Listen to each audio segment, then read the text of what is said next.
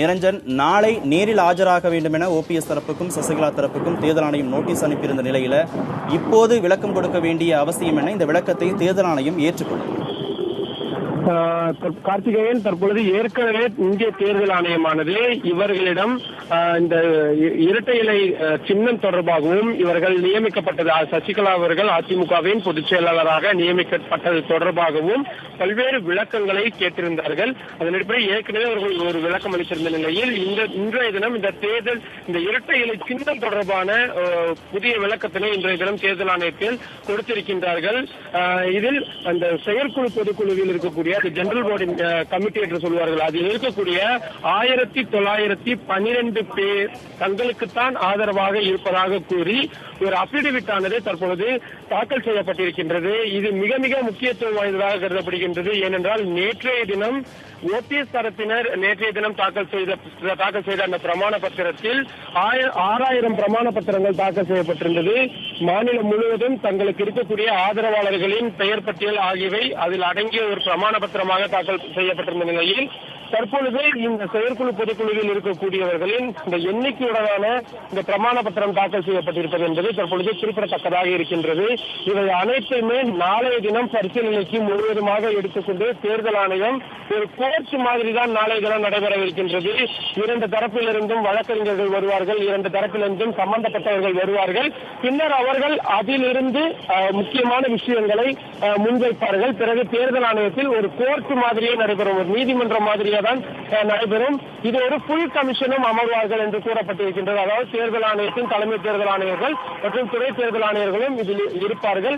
அதிகாரிகளும் உடன் இருப்பதன் காரணமாக நாளைய தினம் நடைபெற உள்ள அந்த விசாரணையில் இப்பொழுது இவர்கள் தாக்கல் செய்திருக்கக்கூடிய இந்த பதில் மனுக்கள் மற்றும் பிரமாண பத்திரங்கள் மிக மிக முக்கியத்துவம் வாய்ந்ததாக கருதப்படுகின்றது. தற்பொழுதுதான் தாக்கல் செய்யப்பட்டிருக்கின்றது. இன்னும் சற்று நேரத்தில் இந்த பிரமாண பத்திரங்களில் என்னென்ன விஷயங்கள் குறிப்பிடப்பட்டிருக்கிறது உள்ளிட்ட முழு விவரங்களும் நமக்கு தெரிய வந்துவிடும். கார்த்திகேயன், நிரஞ்சன், நேற்றைய தினம் ஓபிஎஸ் தரப்பினர் 6000 பேர் தங்களுக்கு ஆதரவு தெரிவித்திருப்பதாக பிரமாண பத்திரம் தாக்கல் செய்திருக்கிறார்கள். இப்பொழுது சசிகலா தரப்பிலிருந்து எவ்வளவு பேர் ஆதரவு தெரிவித்திருப்பதாக சொல்லப்பட்டிருக்கிறது? எத்தனை பேர் அந்த ஆதரவு கடிதத்தில் இருக்கிறார்கள்? இதில் நாம் குறிப்பாக பார்க்க வேண்டியது என்னவென்றால், நேற்றைய தினம் ஓபிஎஸ் தரப்பினர் 6000 பிரமாண பத்திரங்களை தாக்கல் செய்திருந்தார்கள். ஒவ்வொரு பிரமாண பத்திரத்திலும் ஒவ்வொரு மாவட்டங்களில் இருக்கக்கூடிய பல்வேறு ஆதரவாளர்களின் பெயர் பட்டியல்கள், எதற்காக அவர்கள் ஆதரவிக்கிறார்கள், என்னென்ன பொறுப்புகளில் இருக்கிறார்கள் உள்ளிட்ட பல்வேறு விவரங்கள் அதில் குறிப்பிடப்பட்டிருந்தது.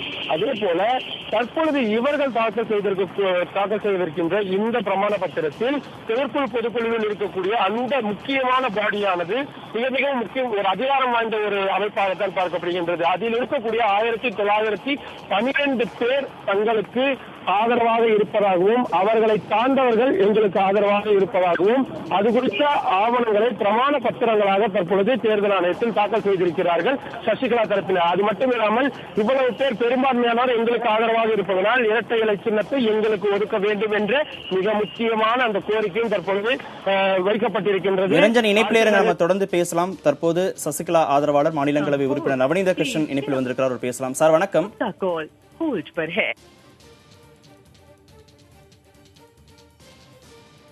நவநீத கிருஷ்ணனோடு மீண்டும் பேசலாம். நிரஞ்சன், இருதரப்பும் ஆஜராக வேண்டும் அப்படின்னு தேர்தல் ஆணையம் சொல்லியிருக்கக்கூடிய நிலையில இருதரப்பிலிருந்து யார் யார் இல்ல எத்தனை பேர் ஆஜராக வேண்டும் அது குறித்த விவரங்கள் ஏதேனும் இருக்கிறது?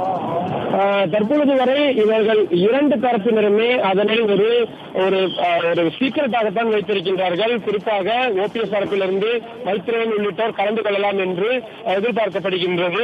அதே போல சசிகலா தரப்பிலிருந்து பல்வேறு வழக்கறிஞர்கள் கலந்து கொள்ளவிருக்கின்றார்கள். குறிப்பாக இது நான் ஏற்கனவே குறிப்பிட்டதை போல ஒரு கோர்ட் ரூம் போலதான் இது நாளைய தினம் ஒரு விசாரணை போலத்தான் நடத்தப்படவிருக்கின்றது.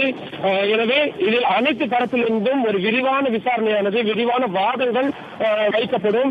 எனவே இந்த வாதங்களின் பொழுது அந்த வாதங்களில் ஒரு மெருகூட்டுவதற்காக பல்வேறு விஷயங்கள் முன்வைக்கப்படவிருக்கின்றது. எனவே இதன் காரணமாக நாளைய தினம் இவர்கள் இன்றைய தினம் பெயர் பட்டியலும் கொடுத்திருக்கின்றார்கள். யார் யார் வர வேண்டும் என்ற வழக்கறிஞர்கள் பெயர் பட்டியலும் கொடுத்திருக்கின்றார்கள். அதன் அடிப்படையில் நாளைய தினம் இந்த வழக்கு இது ஒரு வழக்காகத்தான் நாளைய தினம் பார்க்கப்படும். ஏனென்றால் இவர்கள் இருவருமே ஒரு மனுவாக தாக்கல் செய்திருப்பதால் ஒரு புல் கமிஷனாக அமர்ந்து இரண்டு தரப்பிலிருந்தும் தெரிவிப்பார்கள். இன்னும் சற்று நேரத்தில் தற்பொழுது தாக்கல் செய்திருக்கக்கூடிய அந்த பதில் மனுவினை தாக்கல் செய்த பின்னர் செய்தியாளர்கள் சந்தித்த பின்னர் யார் யாரெல்லாம் இந்த கமிஷனில் முன்பாக ஆஜராக இருக்கிறார்கள் என்பது தொடர்பான முழுமையான பட்டியலையும் நமக்கு இரு தரப்பினரும் தருவார்கள் என்று தெரிவிக்கப்பட்டிருக்கிறது. கார்த்திகேயன். நிரஞ்சன், இரு தரப்பினருமே இரட்டை இலை சின்னம் தங்களுக்கே ஒதுக்க வேண்டும் என கோரி இருக்கிறார்கள். நாளைய தினம் இது தொடர்பான இறுதி விசாரணை நடத்தப்படுகிறது. இறுதி விசாரணையின் போது தேர்தல் ஆணையம் என்னென்ன விஷயங்கள் எல்லாம் கவனத்தில் எடுத்துக்கொள்ளும்? நிச்சயமாக, அதாவது இந்த விவகாரத்தை பொறுத்தவரை இது ஒரு உள்கட்சி பூசல். குறிப்பாக இவர்கள் சசிகலா அவர்கள் எந்த அடிப்படையில் தேர்ந்தெடுக்கப்பட்டார்கள், அந்த பொதுச் செயலாளராக தேர்ந்தெடுக்கப்படுவதற்கான பைலா என்னென்னவெல்லாம் அதிமுகவில் இருக்கின்றது, அவை சரியான முறையில் பின்பற்றப்பட்டிருக்கிறதா என்பதனை முதலில் அவர்கள் பார்ப்பார்கள். அதற்கு பின்னராக இந்த பிரச்சனை ஒருவேளை பூராகரமாக இருக்கும் பட்சத்தில் எதற்காக இவர்கள் அவர்களை எதிர்க்கிறார்கள், எதிர்த்தரப்பு அணியினரின் வாதங்களை கேட்பார்கள்.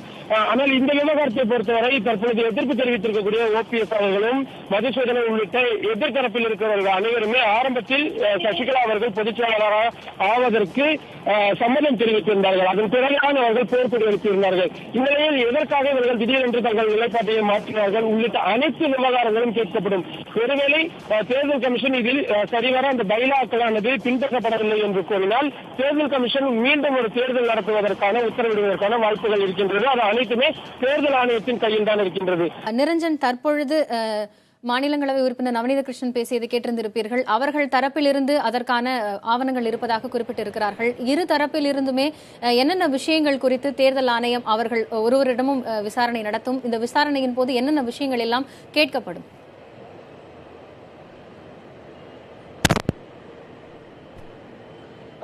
இந்த விவகாரத்தை பொறுத்தவரை தேர்தல் ஆணையம் நாளைய தினம் முழு கமிஷனும் நாளைய தினம் அமர்ந்து இந்த விஷயத்தை விவாதிக்கவிருக்கின்றார்கள். ஏற்கனவே இதே மாதிரியான ஒரு எடுத்துக்காட்டை எடுத்துக்கொண்டமையானால் உத்தரப்பிரதேச மாநிலத்தில் சமாஜ்வாதி பார்ட்டிக்குள்ளும் இதே மாதிரியான விஷயங்கள் இருந்தது.